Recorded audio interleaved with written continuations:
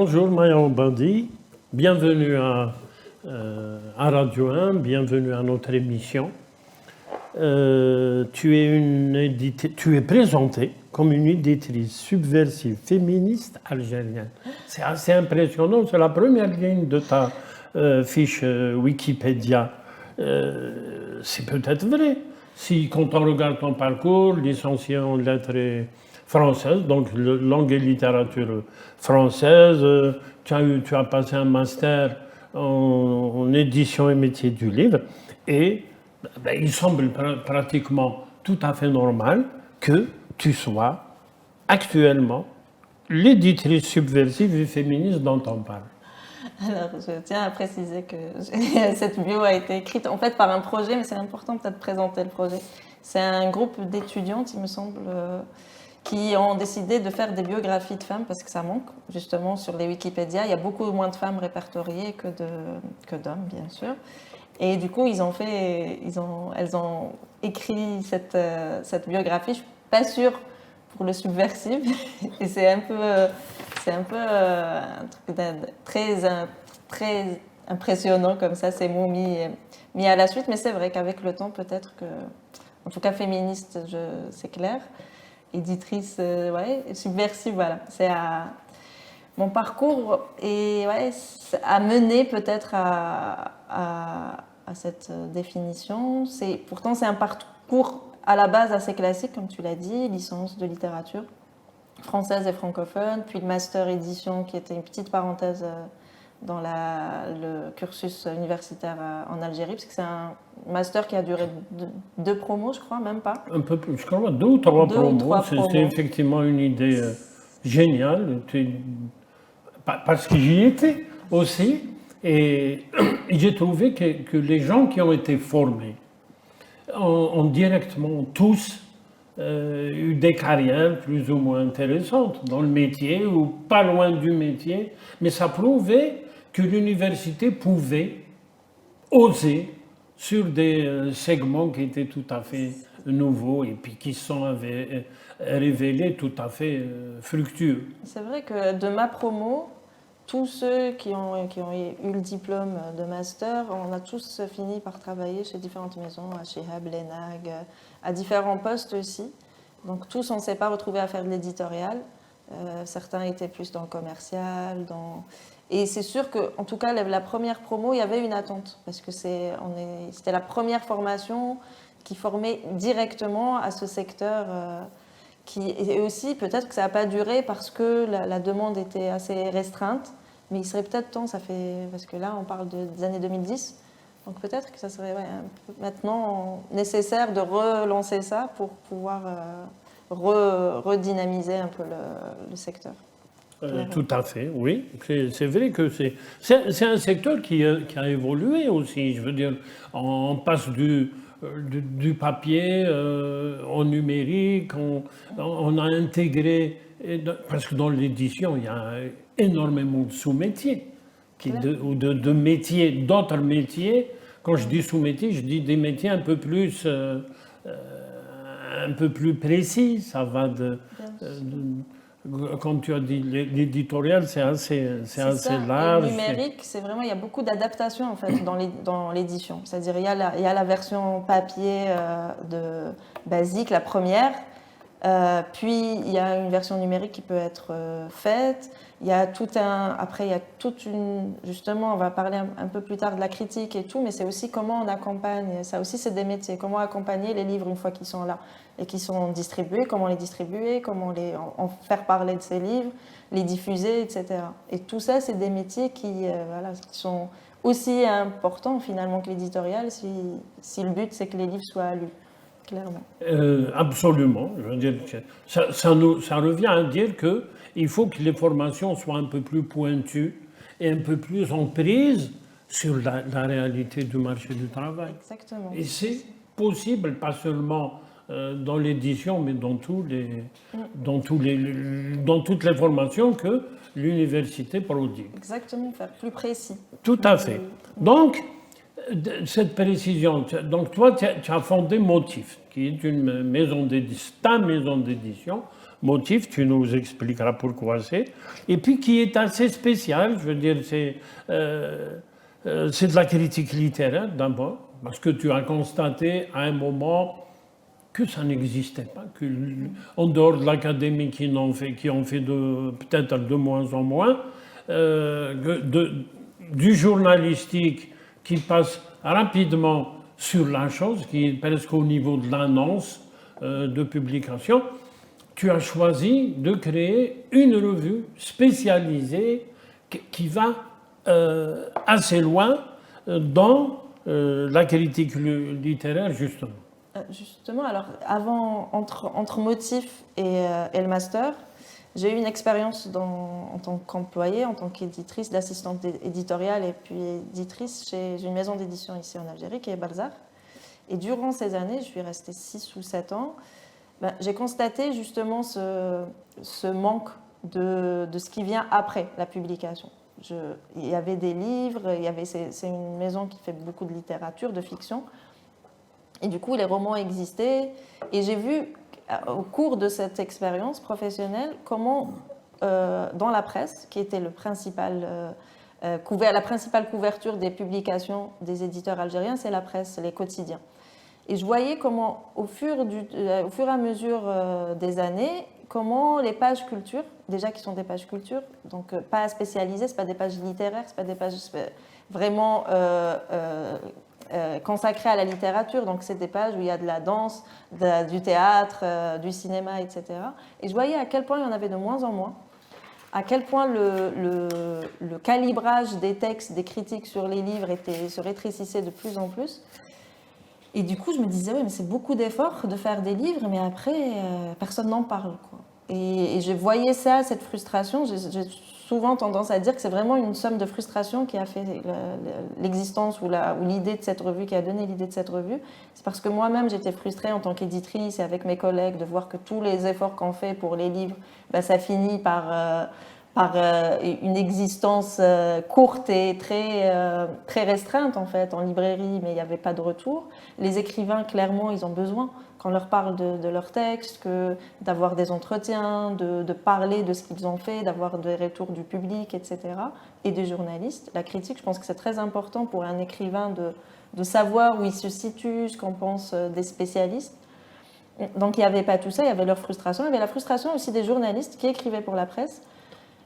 Et donc dans cette fameuse rubrique culture qui se rétrécissait de plus en plus, et qui au fond était plus, qui avait un penchant plus littéraire qu'ils n'étaient pas forcément aussi, c'était des spécialistes en fait de littérature qui se retrouvaient à écrire aussi sur le théâtre, la musique, etc. Et donc eux aussi se sont retrouvés frustrés à devoir couvrir des choses qui ne les intéressaient pas peut-être autant que la littérature.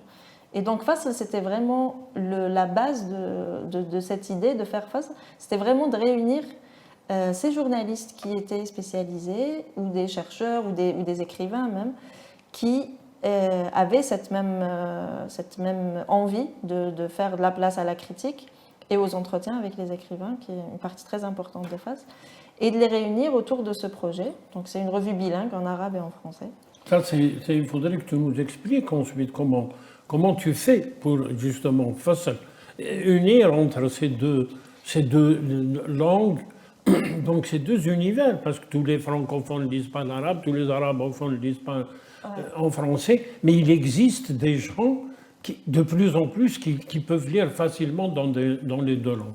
Deuxième peut-être question, point sur lequel ça vaut le coup, il est intéressant que tu interviennes, c'est que c'est en marge de l'académique. Ce n'est pas une simple présentation de livres, c'est profond, c'est même académique dans le sens où là tu as choisi, par exemple, des thématiques qui sont quasiment de l'ordre de l'académique aussi. Quand ton premier numéro traite de la décennie 90 dans la littérature, ce qui est intéressant, ce qui va loin en arrière et qui en fait va devoir tracer des lignes qui unissent, qui caractérisent cette production littéraire. Le deuxième, c'est l'autofiction, qui est quasiment un sujet de recherche à l'université. Ensuite, un livre, un numéro spécial sur Mohamed Dib aussi. Et le dernier, c'est d'où l'on écrit. C'est le lieu à partir de l'avant-dernier. Le lieu à partir duquel on s'exprime en tant que, peut-être en tant qu'écrivain, en tant que journaliste. Et le dernier, c'est justement le journalisme et littérature. Et littérature. Voilà, ça, c'est le dernier. Qui est aussi une vieille question aussi, parce que je me rappelle, il y a peut-être une trentaine d'années, avoir réfléchi sur des écrivains journalistes. J'avais travaillé sur Djaad et Djaout à l'époque, qui étaient... Et il y en a de plus en plus. C'est vrai que la littérature contemporaine se fait... Beaucoup des écrivains écrivent aussi pour la presse. Ils font les deux. C'était un peu repéré en quoi le journalisme peut être littéraire et en quoi la littérature peut aussi prendre du journalisme. Et c'est quoi faire les deux fonctions et c'est quoi écrire pour la fiction et écrire pour la presse, etc. Mais effectivement, on a décidé de faire des thématiques et des thématiques assez proches de ce qui se fait en recherche académique, etc. Parce que l'idée vraiment de la revue, c'est de réfléchir aussi globalement. Et c'est aussi ça, globalement sur la littérature contemporaine, algérienne, africaine, des pays arabes, etc. Il y a beaucoup de littérature algérienne, mais il y a aussi pour chaque numéro des écrivains qui viennent soit des autres pays du Maghreb ou des autres pays d'Afrique. Et l'idée aussi, c'est aussi ce qui explique les langues, les deux langues, parce que je pense que c'est compliqué de parler de littérature algérienne, puisqu'elle se fait dans les deux langues. On ne peut pas couvrir, même si notre idée, ce n'est pas de couvrir toute la littérature, mais en tout cas d'y réfléchir, d'avoir vraiment cette réflexion sur la littérature contemporaine, sans prendre en considération les livres qui se font en arabe et les livres qui se font en français. D'autant plus que les journalistes, la plupart des journalistes ou des contributeurs à la revue lisent dans les deux langues. Donc, soit ça se fait, on est assez libre dans notre démarche. Il y a des contributeurs qui écrivent en français, mais qui peuvent aussi parler des livres qui se font en arabe. Tous les entretiens sont traduits. Donc, soit ils se font en français, ils sont traduits vers l'arabe, soit c'est le contraire, soit ils sont faits en arabe. Et vraiment, l'idée, c'est que les lecteurs de face puissent avoir une idée du champ éditorial, littéraire algérien qui se fait dans les deux langues, peu importe d'où ils viennent eux-mêmes, s'ils sont à l'aise à... Je pense que le bilinguisme en Algérie, c'est pas un faux bilinguisme, mais on est toujours plus à l'aise dans une des deux langues. On peut lire les deux, mais on est soit un peu plus francophone, soit un peu plus arabophone. Et Fasl, ça permet vraiment pour les bilingues qui sont capables de lire les deux, d'avoir un contenu plus complet, avec des textes aussi inédits qui sont soit en arabe, soit en français. La démarche elle-même, elle est intéressante, au-delà de l'aspect opérationnel de la chose.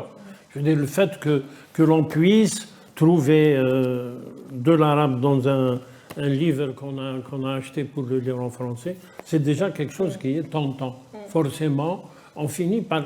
C'est une manière de matérialiser cette existence, ce bilinguisme qui existe sur le terrain, peut-être même l'intégration tamazight prochainement. En tout cas, parler des livres en tamazight, c'est sûr. On n'a pas peut-être l'équipe de contributeurs pour écrire en tamazight, mais couvrir cette littérature qui prend de la place aussi dans le champ éditorial algérien, c'est pourquoi pas, clairement. Et dans l'actualité, j'ai vu que tu avais une présence, même au niveau de l'académique. Je crois que c'est des conférences que tu as données à l'université. Comment c'est parti et comment ça a été reçu? Alors, justement, c'est très difficile. L'université algérienne est très difficile d'accès. Donc, c'est vraiment des revues qui existent bien plus facilement et aisément dans plutôt le champ littéraire. C'est en librairie, on les trouve en librairie. On fait des conférences, enfin des présentations en fait, de revues destinées au grand public. Mais l'université est très difficile quand même d'accès. Pour l'instant,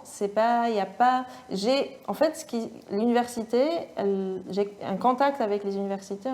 L'équipe a des contacts avec les universités par les professeurs.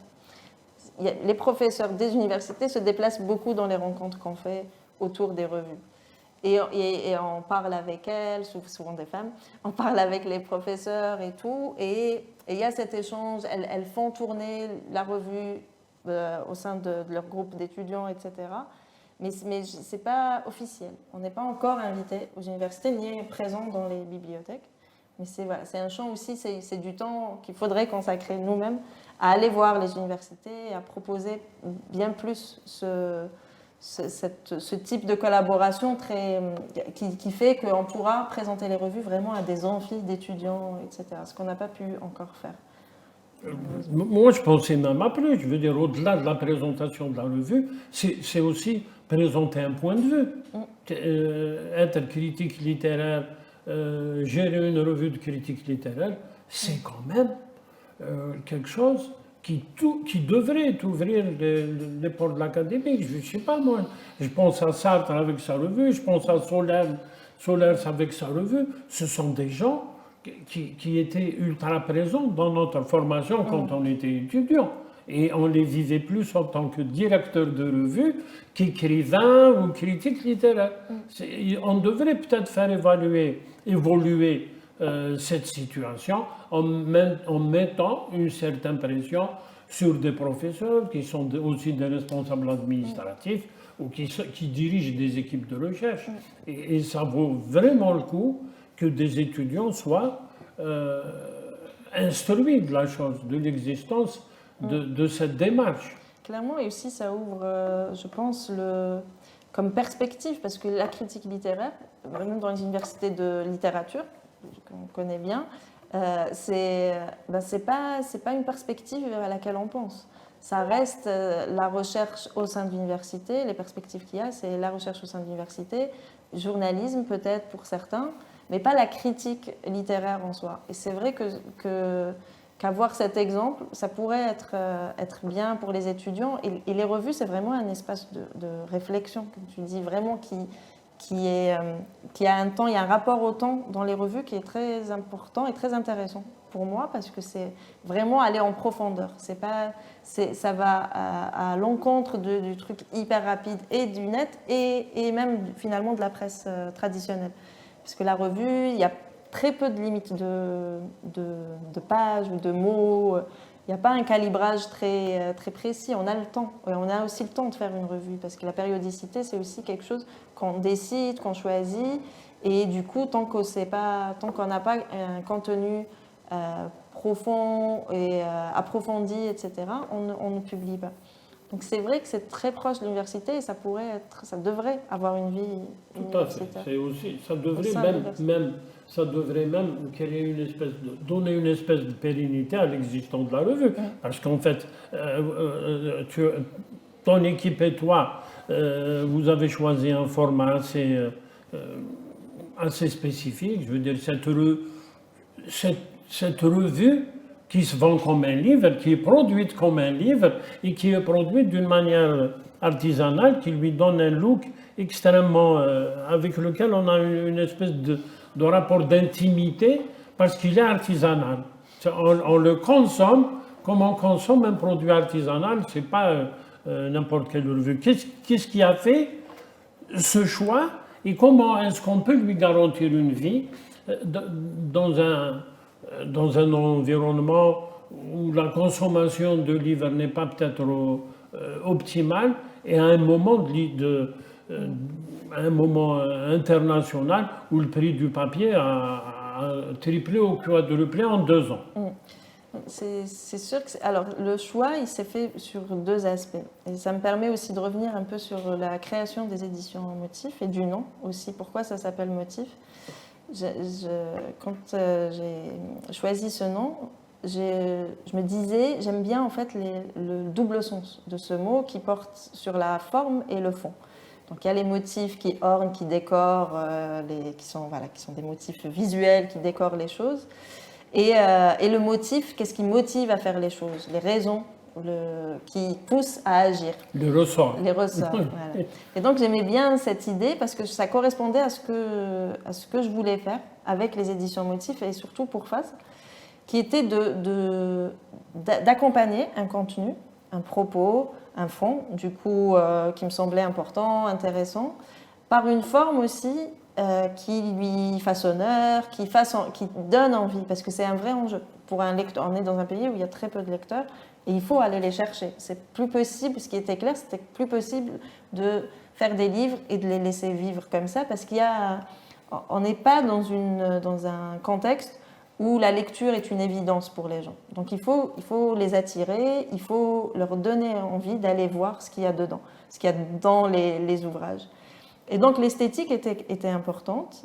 Deuxième raison pour le choix qui motive justement le choix de l'artisanal, c'est en fait c'est plus pratique. C'est des raisons plus pratiques qui sont que le secteur et le lectorat, encore une fois, est assez restreint et que surtout pour une revue qui parle de littérature. Donc c'est même pas les livres, c'est un public encore plus restreint que le public des romans. Et du coup, l'idée, c'est de ne pas avoir, de manière très pratique, de ne pas avoir à gérer des stocks. Et donc l'idée, quand j'ai commencé, c'était de me dire, bon, je vais sans doute pas gagner beaucoup d'argent avec ce projet, mais au moins j'en perds pas. Et l'artisanat permet ça, parce qu'en fait, on ne fabrique pas des stocks qu'on va gérer pendant des années, des milliers d'exemplaires. On imprime au bureau, du coup, on imprime à la commande. S'il y a un libraire qui en veut 10, ben, je vais en imprimer 10, je vais en fabriquer 10, c'est cousu, imprimé, plié, et tout cousu au bureau, du coup. Et donc, ça permet vraiment de ne pas trop s'engager dans des dépenses qui ne seront jamais remboursées, jamais rentabilisées, etc. Donc, c'est vraiment un choix qui est pratique et esthétique. Et ça donne quelque chose qui sort du lot. Forcément, dans une librairie, avoir des livres reliés, collés, et avoir un livre comme ça au centre qui est cousu. Et ça montre aussi voilà, que c'est un projet où il y a eu un engagement. Et ça se voit aussi physiquement. Oui, c'est du fait main. C'est du fait main. C'est du fait main, c'est superbe. À quand l'édition d'un roman, d'un auteur, d'un recueil de poésie? Je ne suis pas sûre d'aller vers... parce que je pense que juste après mon expérience en tant qu'éditrice, je pense que le champ de la fiction est assez bien couvert en Algérie. Il y a beaucoup d'éditeurs qui éditent des romans, etc. Et j'aime bien, encore une fois, le format revue. Je pense que c'est vraiment un format qui me convient. Et l'idée aussi avec Motif, c'est vraiment de faire ce qui manque un peu ailleurs. Et pour l'instant, j'ai l'impression que les revues, le recul que permettent les revues, la critique, les textes de réflexion, c'est ça qui me motive le plus. Et j'aime bien aussi l'idée du collectif dans les revues. C'est des équipes à gérer. Et pas... C'est très bien de rester, on dit, à sa place et d'améliorer effectivement ce qu'on fait le mieux. C'est peut-être ça. C'est un choix qui découle de tous tes choix. Je veux dire, faire Motif, créer cette activité de niche, en rester là et développer un peu ce qu'on sait faire le mieux. Ben, c'est très bien. Bon, ça ne t'a pas empêché de créer La Place, le Blassa, qui est cette revue féministe, donc tu restes aussi dans tes cordes, féministe subversive, qui crée une revue qui est aussi une espèce, pour moi en fait, une espèce de reconstitution de Ligue dissoute, parce qu'il y a eu des publications féministe, extrêmement artisanale. Celle dont je me rappelle le plus, c'était le Kiridish d'Oran, qui faisait une revue féministe. Et puis c'est bien que plusieurs décennies après maintenant, hein, quand même, tu publies La Place, qui est une revue féministe. Ben, c'est un peu le même processus ou le même mouvement qui m'a poussé à faire La Place que celui qui m'a poussé à faire Fasl. C'est un manque, l'évidence d'un manque éditorial, dans le champ éditorial, qui est celui de... Alors, c'est celui de la pensée, en fait, très précisément celui de la pensée des femmes. Donc ça peut... Et en tout. C'est plus vaste que la revendication d'une... Oui, c'est pas sur la c'est pas Tout la à fait, condition des absolument. femmes que l'on défend, même s'il y a beaucoup de ça dans la place, mais c'est aussi une place, vraiment un espace que les femmes doivent, à notre avis, méritent d'occuper et qui manque, c'est-à-dire dans un journal, dans les émissions, radio, télé, etc.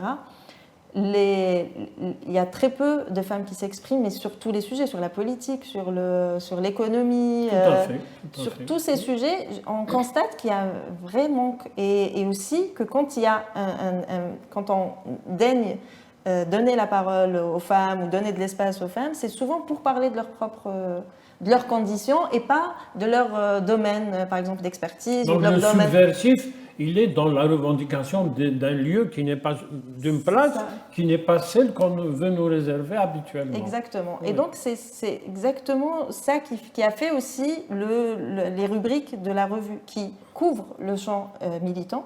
Donc il y a des rubriques sur les associations, sur tout ce qui se fait sur le terrain militant, avec couvrir les travaux d'associations féministes. Il y a aussi un retour sur l'histoire du féminisme en Algérie, avec à chaque numéro une rubrique, un texte sur une période où, par exemple pour le premier numéro, c'est sur les années 89-91, donc les grandes manifestations de femmes dans les années 90, etc. Le moment où il y avait aussi toutes ces revues dont tu parles et qui sont vraiment qui nous ont motivés et vraiment qui nous ont mis sur la voie de cette nouvelle revue. Donc que j'ai faite, on est deux à avoir fait cette revue avec Sadia Gassem. Et c'est la découverte aussi de ces revues dans les archives avec un autre projet dont Sadia fait partie, qui est Archives des luttes des femmes en Algérie, où elles ont, donc c'est un projet qui donne accès à des archives sur tout ce qui concerne le militantisme féministe en Algérie et tous les mouvements de femmes. Et donc parmi ces archives qu'elles ont retrouvées, qu'elles ont publiées et partagées, il y avait ces revues, des photos de super revues. Il y avait Présence de femmes, il y avait le Jazaïria, qui était une revue féministe, clairement, qui couvrait et le travail. C'était une revue. Je crois, du FNL ou du mouvement des femmes. Mouvement des femmes. Voilà, c'est ça. Et du coup, on voyait ces revues qui avaient existé dans les années, on parle des années 70, 80 surtout. Et puis, à un moment, il n'y avait plus rien, plus de revues du genre, alors même que le mouvement féministe, lui, continuait, les associations ont continué de travailler, etc. Et donc, il y avait cette idée de couvrir de nouveau ce qui se passe sur le champ militant et aussi d'ouvrir un espace pour ce que je disais tout à l'heure, c'est-à-dire la réflexion, la pensée, le travail des femmes en général. C'est pour ça qu'on a aussi choisi d'intégrer dans la revue des entretiens avec des artistes, de présenter des travaux d'artistes et d'écrivaines femmes aussi pour créer un espace qui ne soit pas que du domaine, ni que dans le militantisme, ni non plus que dans la condition des femmes. Et donc ça donne une revue qui essaye de couvrir ces deux aspects. Et ce qui est intéressant, je crois que c'est Sadia Gassem qui le dit dans un des entretiens que vous avez donné, c'est perpétuer, continuer la forte présence des femmes dans le Hirak. Ça, c'est un texte justement qui concerne le militantisme d'aujourd'hui. Donc, dans cette rubrique qui parle de l'actualité des luttes féministes, il y a un texte qu'a écrit Sadia Gassem sur le mouvement féministe, comment il a évolué durant le Hirak.